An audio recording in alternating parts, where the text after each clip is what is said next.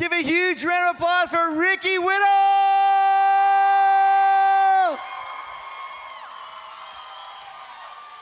Well, hello. Thank you very much, good sir. Oh, you are so welcome. Will you sign our motorcycle, please? So they said if I sign the motorcycle, I get to keep it and take it home. So I said, yes, I would. Right there, perfect. Just here. I'm not going to lie, this makes me sad because 2 months ago, my motorcycle was stolen. Thank you, thank you. You know what, though? If we're giving this out next year to a special fan, so if you come back next year, you could win it. Do you want to come? Should we have him come back next year? I could work with that. I could work with that. So, I'm just going to do the whole gig from here. Yeah, it feels good. So, Shadow Moon Season 3 is going to be riding a bike. Start it up. No, you get me in trouble. You get me in trouble. What is it? It's a FanX. Okay, nice, good make. That's it's nice. It feels nice. I had a soft tail, so if you see any nice fancy like black Harley Davidson Breakout 2014, custom to heck, like lowered, widened, new pipes on the side, all matte black chrome. It was beautiful. So if you see it, it's not theirs. It's mine. I promised myself I wouldn't cry. Oh, it cut me so deep. So literally, it took me like 2-3 years to customize this bike. Like literally, the handlebars, the grips, the tires. I literally spent, and I'm serious, guys will back me up. The girls are like, you're an idiot. Guys, I spent 6, not really, but on off, 6 hours choosing alloys for my bike. That's a thing, right? I appreciate, brother. Feel my pain, man, feel my pain. Do you know what? You should feel my pain now. I didn't realize it was so high. I mean, my pants are really tight. There's a ramp. Look away, ladies. No, it's okay. I'm gonna go sideways.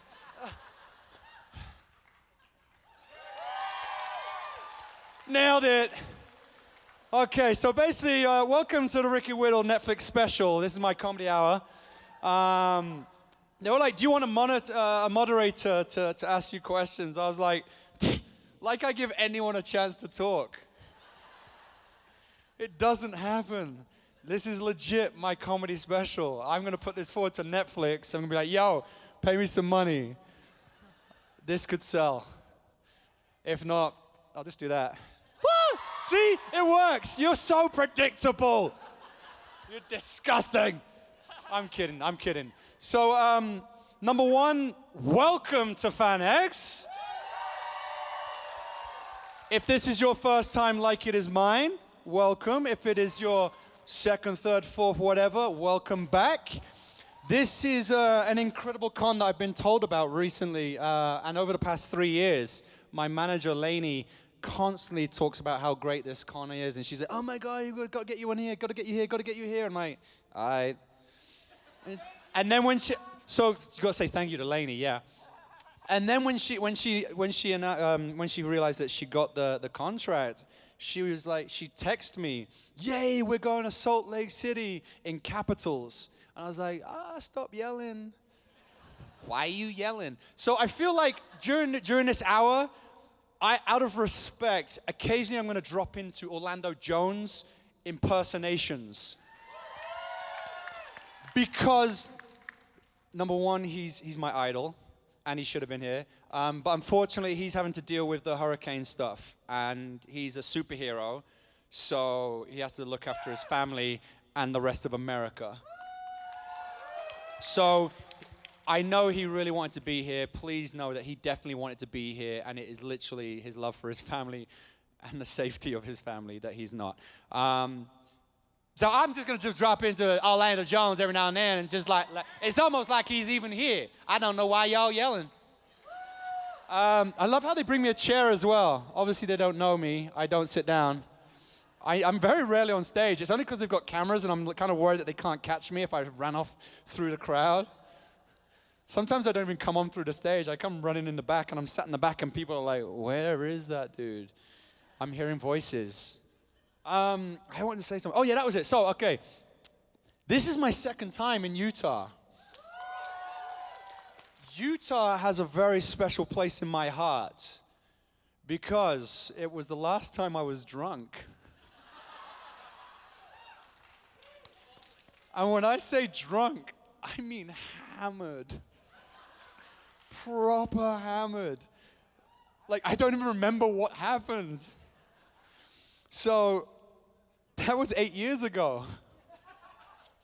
I didn't have a problem. It was just fun. But I was here for Sundance Film Festival which is a pretty, I don't know, do you know it? I'm just playing. Why are you yelling? This ain't Chippendales. I mean, it could be, just a little. No. So I was at Sundance Film Festival for my first ever feature, Austenland. Oh, you know it, do you? Oh, stop. So my producers are all from here. This is hometown for Austenland. So Shannon Hale, the author of the book, incredible woman, one of the nicest ladies you'll ever meet. I love her to bits. She signed my underwear when we wrapped, and she said, "Please don't tell anyone." And so I tell everyone. Because she's not that type of person. She's like really shy and sweet. And like I was like, just sign it. She's like, no, I can't. Stop it, Ricky. I'm like, just sign it. It'll be funny. It'll be a good story. She's like, oh, don't tell anyone though. I was like, I won't. Told everyone straight away. So Shannon Hale.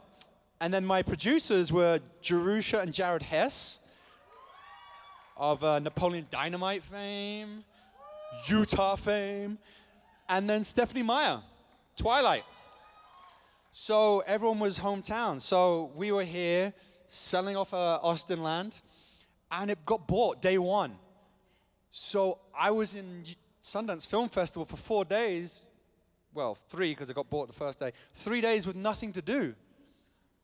So I got hammered. Every day. All day. Like a good British man does.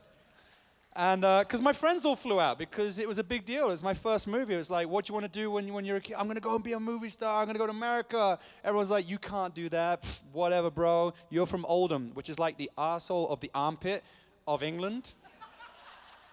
It's not nice. Like, I sound really posh, and you're like, oh my God, he's British. He's so sexy. It's so exotic. I put it on. I'm really rough. I'm from a proper ghetto. Like, if you came to visit my house, so you're coming to my house, on my estate, like the housing area, I would have to warn the area that I know you. Because if you came to my house and parked your car, when you came out, it would not be there. Or it might be there, luckily, but with no wheels. Or windows. Or anything inside. And they might have nicely painted it for you with nasty words. So that's the kind of area I'm from. It's, it's funny how people think I'm very posh and well-to-do when I'm actually real ghetto. It comes out every now and then. I think that's where my characters come from. So Shadow Moon, Lincoln, they're always stoic. They're just Oldham boys. They're just from Manchester, really. That's the main thing. So anyway, back to my story. Sundance Film Festival. I'm out getting hammered. It's great. It's fantastic. 4 days with my buddies. And I went home back to LA. And I just thought, you know what? I feel sick. I don't want to live anymore. Everything hurts. I'm never drinking again, which is what you say every time you get drinking. But I drank for 3 days. I really did not want to drink again. So I got to like a week, 2 weeks without drinking. And then I met a girl. And so you go on nice dates, right? You go into for a restaurant. What would you like? Well, no, I'm just going to have a water. I'm driving. Make sure you get home safe. Because I'm that guy, ladies. I'm a giver. I'm all about you. to make sure you get home safe. A superhero. James Bond, that chisel. I'm so weird sometimes. You ever like talking and sometimes you hear yourself and you're like, what are you talking about? They're here, they want to hear about American Gods and the 100 and stuff. Like, you're talking about you getting hammered in Utah once, 8 years ago. Is this a line for questions? I'm still talking, you're just like, will he shut up? I need to ask some questions. So, anyway, Utah. So I met a girl and I was out, I was going to the cinema, I was taking her to dinner and, things like that. And then I got to like 3 weeks and I was like, that's pretty impressive for an Englishman. I wonder if I can do a whole month. That would be impressive. And then I got stubborn and thought, could I do 2, 3, 6? Can I do a year? And now I'm on 8 years and I've not touched it since. Which is pretty good because I feel healthier. I feel way more jacked. Do you know when the bodybuilders, like, these guys crack me up. And if there's someone in here, please don't beat me up afterwards. But bodybuilders, when they're in the gym and they're always in the mirrors and they do all this. I'm like, who stands like that, bro? Why are you trying to look good like this? I want to do all my muscles in the gym so that I look good like this.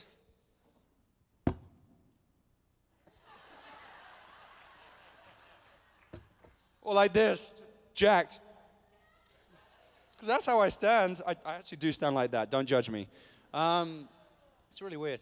So yeah, I feel better. I saved a lot of money because I'm English. I can drink like a fish. So I saved myself thousands because I did stupid stuff as a young man. And if my advice is to any young people out there, don't drink. It ages you. You waste a lot of money and you do stupid things. So, I mean, we all need to make mistakes. I prefer lessons than mistakes. But yeah, so I've not drunk a dip since. And people constantly are just like, oh, just have a shot. I've just had a baby. Or I've just, and on purpose as well. Like, not like when we were younger, by accident. Like, my friends are having babies, like, on purpose. So when you know you're getting old, when they start like trying to do it, it's weird. Oh, I'm so old. Why are you so responsible? I'm eating chocolate for breakfast. But yeah, so it ages you. You waste all that money. It's all crazy, man. But yeah, if I was going to say 3 things, don't drink. Do a little bit of exercise, even if it's just walking around, up a hill, down a hill, up the stairs. Take the stairs, don't take an escalator. And then 3, always tell people you love them. Family, friends. Because you never know when it's the last time. Or you don't know if they're having a bad day. And sometimes you can just call someone up and just go, hey, yo, love you. Bye. And then hang up, like proper hang up. Don't wait for an answer. Because then that'll make your day, because it's funny. Bye. So yeah, I mean, I guess you've been waiting long. I should probably get through some questions. Otherwise, I will talk for an hour. So is it over here? Okay, you're first. You're a decoy. Red herring. Made me look a fool on TV. I'm kidding. How you doing? Good, how are you? Well, I mean... I'm good, I have some days, I'm hungry, I don't know what I want to eat, should I have steak, should I have chicken? I might just have some crisps. That's the chips to you guys in America. We call chips fries, but then fries, it's all crazy. It's the same thing. Okay, my Yeah, he's like, shut up, bro, just answer my question. what was it like to work with Orlando Jones? Orlando Jones? What is it like to work with Orlando Jones? Man's crazier than a cracker, I tell you what. Orlando Jones is 432 years old and still looks 12. He has not aged at all. And I used to watch him when I grew up, and he looks the same. Exactly the same. Now, he's going to tell you that he's like raw vegan and he's all eating healthy and he does all the good stuff. It's a lie. It's a vampire. Absolute vampire, because I've seen many vegans age. My ex-girlfriend was a vegan. Psycho. I'm joking. No, I made mistakes. She made mistakes. We're all humans. It was 50% me, 50% her.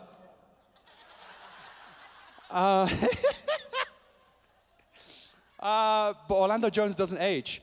But he's one of the most intelligent men you'll ever meet. And one of the funniest, obviously. And I wish he was here. I probably wouldn't talk as much, which probably helps you guys, because he's way funnier.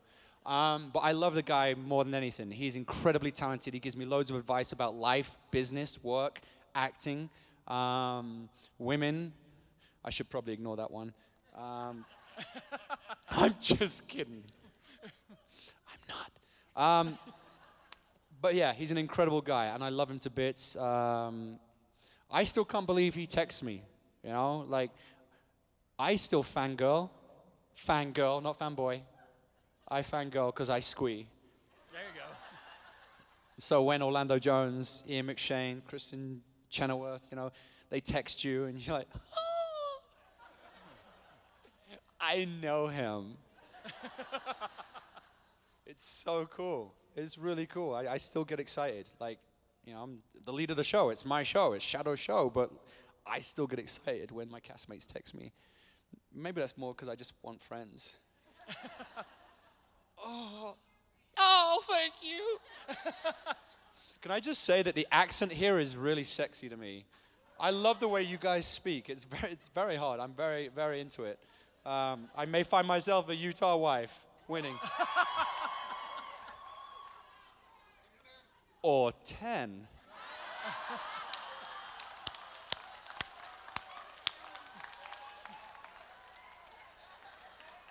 Just saying. So yeah, incredible human being. I wish he was here. You should all text him later tonight and just tell him how amazing he is, and he is very missed. Pardon? Instagram. His number? Just Instagram him or tweet him. But if you don't have his number, it's Paul. 23. He'll love it. Text him. Next question. Test. Okay. Testing. 1, 2, 3. Theo, good to meet you. Great hugger, by the way. Real quick, you are Shadow Moon. You're fantastic in the show. You're phenomenal. I love the book. You carry on, though. Carry on. No. You do more. No, you. So real quick, what is your one big takeaway from spending so much time in a car with Ian McShane? Don't let him eat nachos. Man, that guy gets gas. I'm kidding. He doesn't. No, he's hilarious. He's a prankster. Like, everyone sees this intense character, like, in everything he does. But he's a real jokester. We're both from Manchester. We both have a lot of fun. So we hit off straight away. We had this weird connection straight away. And in the car, like, he's a good giggle. Like, he's a bit of an... I have to censor myself sometimes because I see young faces and I'm like, earmuffs! Earmuffs! He says this. He has a very, very colorful vocabulary. Let's say that. But yeah, so like he tells jokes and like tells really crude jokes like seconds before we go for a take. And I'm like a child. I will crack the heck up. And then I'm gone. That's me. I'm useless. Like, you've got, my name's Shadow Moon. You know, the best thing about being in prison is a relief. And then I'm start going. And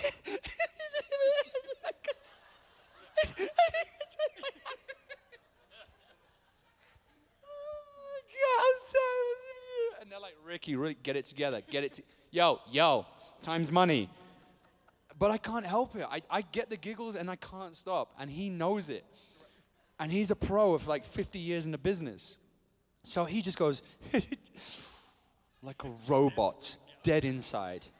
So everyone's now waiting for me, giggling like a little schoolgirl. Time is money, Ricky. And then I'm like, and I'm not afraid. I'll throw him under the bus. I'm like, Ian told me a joke. and he's like, it's really hard to do Ian McShane without swearing.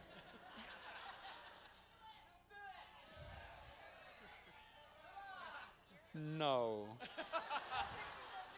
This is a PG Netflix show.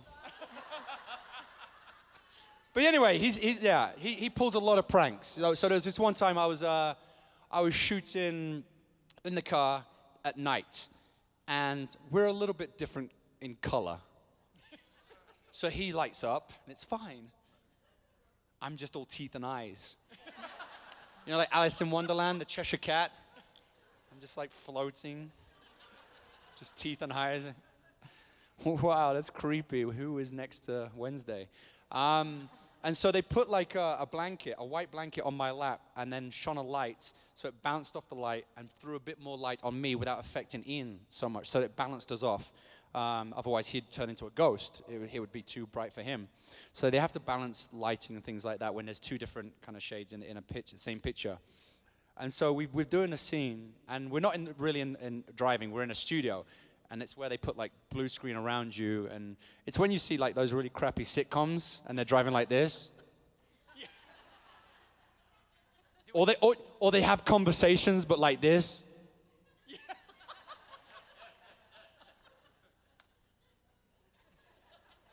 And I'm like, look at the road! You're gonna kill someone!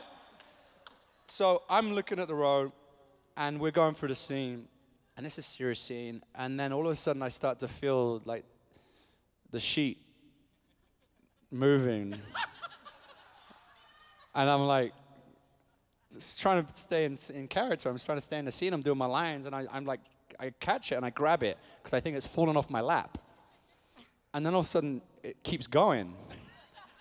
And so now I'm like, pulling it, and then I realize Ian's trying to pull the sheet off my lap. He's pulling it, so he's driving like this.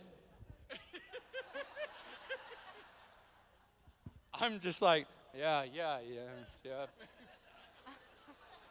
And he's strong. He's like 87 or something, and he is strong. He's not really. Don't tell him that. He'll kick my ass. He's 59.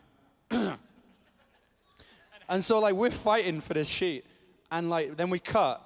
And then the director's like really like, he doesn't know what to say. He's really sensitive.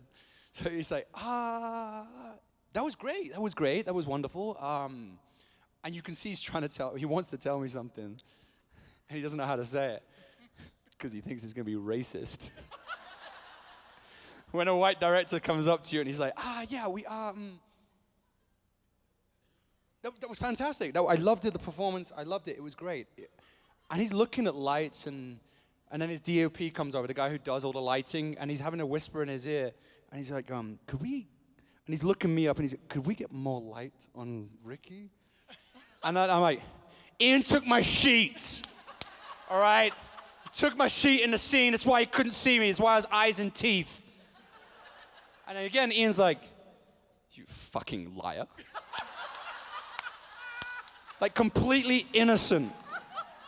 Like, I just spat on his children, like, shocked.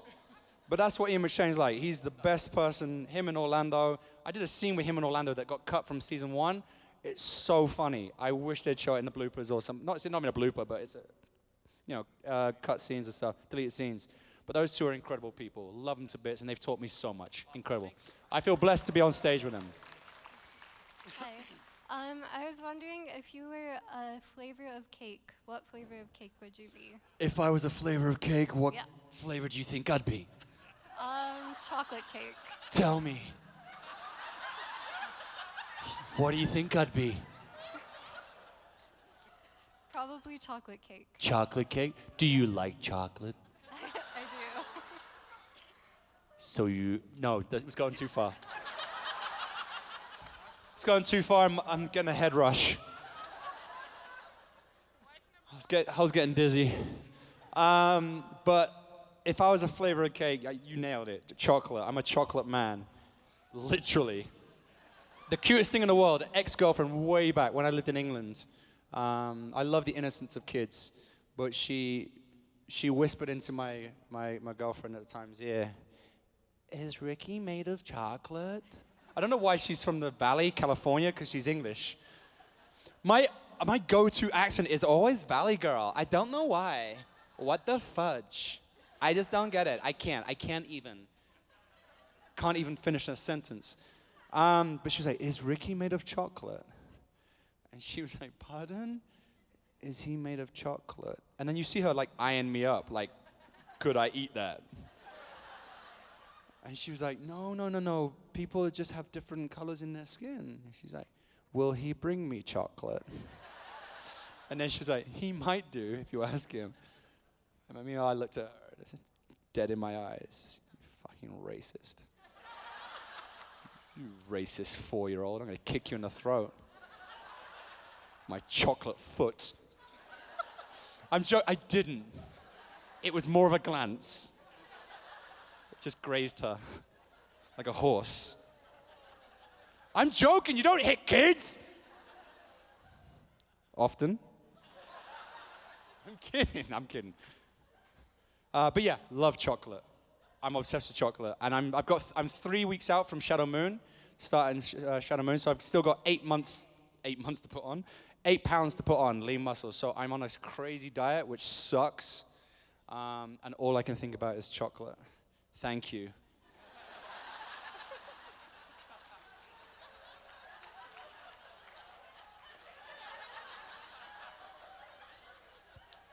Love you though. Hey, Ricky, welcome back to Utah. Thank you, bro. Did we meet? I have no idea. Us? Anyone could just go, "Yo, remember Utah?" And I'd be like, "Yo, that was sick, yo." I don't know. I could have met you all. Did we? I probably did. All right, taking you back to the 100, what were your thoughts and feelings on the death of Lincoln and your last day on set? Wow, did the room just get dark?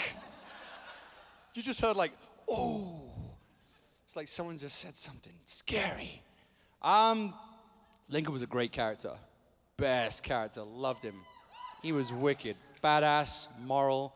For me, he taught a lot of great lessons. He taught, he was constantly making sacrifices for other people and for the woman he loved, Octavia, which I feel that's how life should be. It makes life better when you think of others before yourself. That's how this world's gonna get better, when everyone stops being selfish and greedy. And saying that, for me, I feel that we have a responsibility in TV and film. Yeah, we tell the truth. Yeah, we tell stories, but also try and inspire the world in different ways. And we have a great chance to show how good things happen to good people. And far too often, we show bad things happen to good people. And the good guys don't always win. And in that case, someone's prejudice clouded that story. We all know the Muppet producer that I didn't get on with killed off Lincoln when he was supposed to leave at the end of the season. And for me, that story could have been deeper, stronger, and shown a better message to a young audience, where there's no reward in being a good person. You know, he was a good guy. He sacrificed himself for unknown people and then was killed instantly. It made no sense. And yet you had like Bellamy kill 300 people, innocent people, the day before. You know, and amongst others. So obviously it was a dumb storyline. It made no sense. And the only reason it happened was because I booked American Gods. And so he rewrote that episode. So it was rushed, you know, and it was a shame. But at the same time, it allowed me to leave a negative situation, to go and find my happiness, and be surrounded by people who I cared about, who cared about me. And on the day, it was fun. I had a giggle because I knew I was leaving. But I was fine because I was still having a normal day, fun day at work with Mike, who plays Pike. Mike, who plays Pike. Never knew that before. Mike, who plays Pike.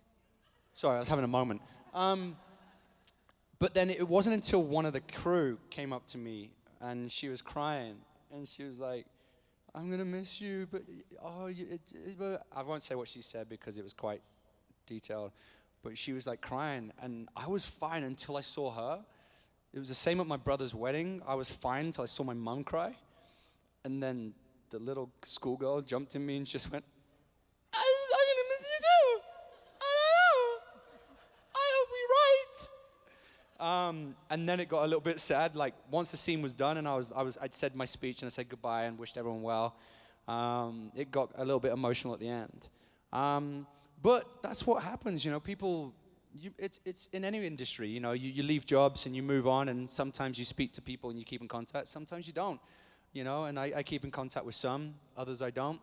But I just feel very blessed that I had a great character that hit hard with a lot of people around the world. And it makes me feel better about what I was doing. You know, that I was still giving my best, no matter what got taken out, cut out, and blah, blah, blah. I was still giving my best and everything I could. No, I should be applauding you because you made me feel worthy of, and you made me feel grateful that I was putting in that effort and it was being seen by you guys. So I'm very grateful and always have been to the fans who saw Lincoln, who saw Octavia and saw Linktavia and that story. Because that story really could have run and run and run, and they could have had their own spin-off show. Those two really could have gone on for years. So a lot of fun. I miss the character. I miss, you know, Marie. But American Gods is sick, bro. And I get paid way more money, so. Thank you for being here, Ricky. Appreciate it. Thanks, buddy. Hi, my name is Allie. When you worked in Austenland, it's the silliest, goofiest movie ever. Yes. So how much of that was scripted and how much was it you guys just goofing off? It looks like you were just having fun. Jennifer Coolidge, I don't think any of her lines were scripted. Like, for real. That's when you know, you really start to realize your comedy chops and where you are on that ladder of comedy. Because like in that it was my first comedy, and it was a real good lesson. And I'd love to do some more and go back. And Shannon Hale actually wrote a sequel to her book, Midnight in Austenland. So let's do a sequel. But like with Jerusha, she, the director, she'd be like, okay, we just run that line and you do the scene. And she's like, yeah, that's great. Give me another punchline. And you're like, okay, so you do the scene. And so you'll just do this, like the last line, like the punchline. But she's just like, just go off your head. And so you're like, bam.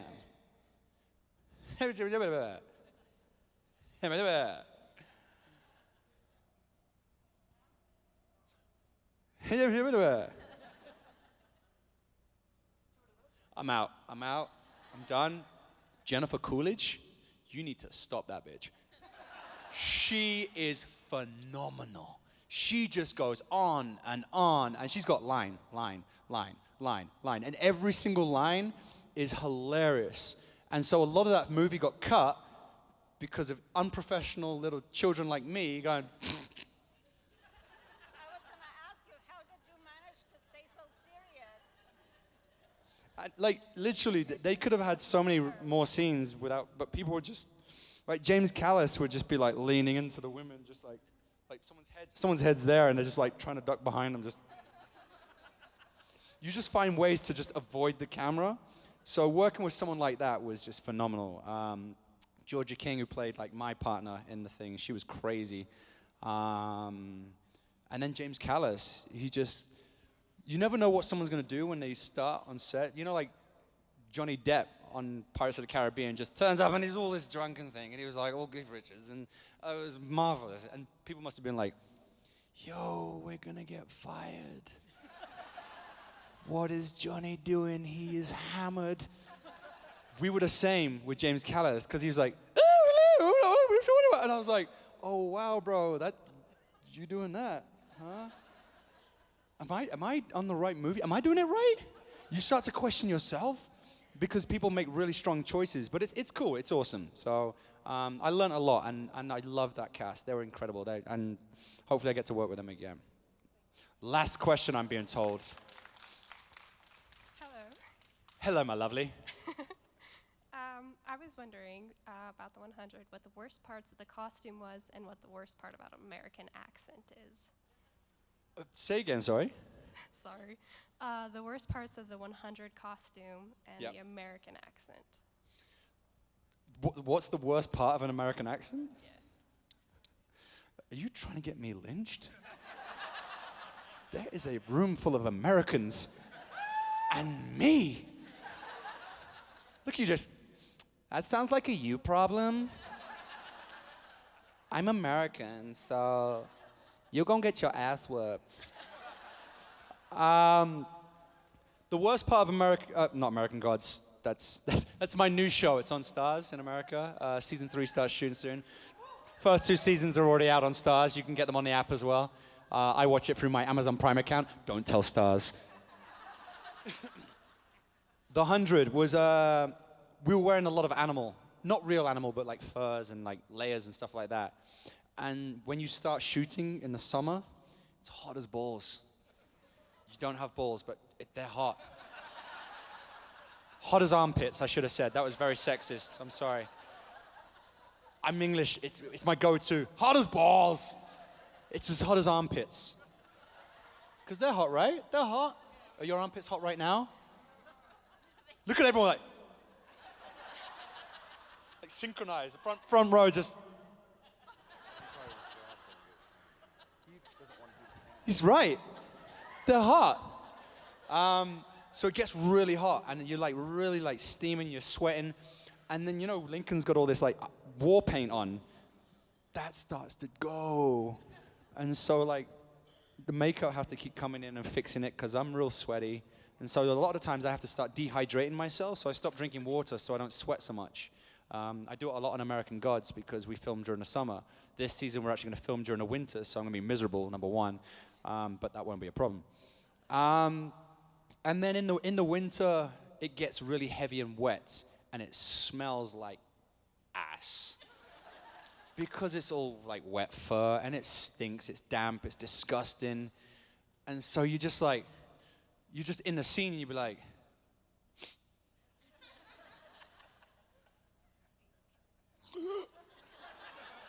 that's me. Like you think it might be the forest that we're in, like maybe you stepped in some like bear poo or something like that. No, that's your shoulder, bro. Your shoulder smells like someone's ass. And you gotta wear that, and that stays with you. You gotta wash that like several times. And also like when you're filming that, they put dirt in your fingernails, because no one's having showers and baths in the 100. So you've got these dirt drilled into like your cuticles and all that sort of stuff. But you can't get that out for like weeks. So when you go and like have meals at restaurants, people think you're homeless. They're like, you're disgusting. Valley Girl straight away, see that? Don't know why. Go with it. Sam, please wrap up, Ricky. Stop talking. Never. But they think you're disgusting. It's outrageous. So yeah, that was a tough costume to have because that stuff stays with you for a long time after you finish filming. And so does the smell. So if anyone in the 100 comes up to you and they smell, forgive them. They've probably been wearing ass shoulders. And the American accent, I'm more of a mimic. And I think Brits are better at doing the American accent than Americans doing British, because when I grew up, everything was American. All the good TV shows and movies were American. I watched Knight Rider, Baywatch, anything with David Hasselhoff, apparently. Guy was a legend. Good man. His hair was wonderful. So I'm more of a mimic. So when I hear an accent, I need to figure out if a character's old, young, educated, not educated, whereabouts is he from, or is it general? And so I figure out all those things. But I think it's just easier for us because it's always in our ear growing up. Whereas you've only had Mary Poppins, which is the worst English accents I've ever heard. Dick Van Dyke. Hello, Mary Poppins. Lovely, jubbly apples and pears. You sound like you're from London. That's not how we speak. We're like James Bond. All of us, yes, every single one. No, we're not. So nowadays, there's a lot more Brits around, and so there's a lot more Americans who are really good at the English accent now. So it's just about hearing that right thing. So for me, as long as I can hear it and you hear the rhythms, then I'm good with the American accent. So I got told that my accent was pretty good. A lot of people come up to me and they're like, "Oh, I'm your #1 fan." Wait, you're British? Just gotta read my my Twitter, my Insta. It says it right there. Ricky Whittle, British. #1 fan. Nuts. So yeah, I love doing the American accent. It's fun. It's an extra layer. But I need to leave. I'm not sure if have I got another panel tomorrow, or this is it? This is it. I don't want to go. You can't make me go. I love you all. Okay, I'm gonna have to go.